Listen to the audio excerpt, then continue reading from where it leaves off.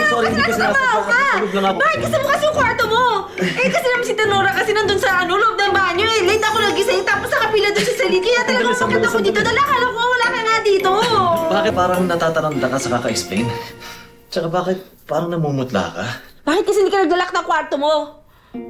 Eh, di ba kwarto ko to? Hoy, kung ano man yung iniisip mo, mali yan. Hindi, wala.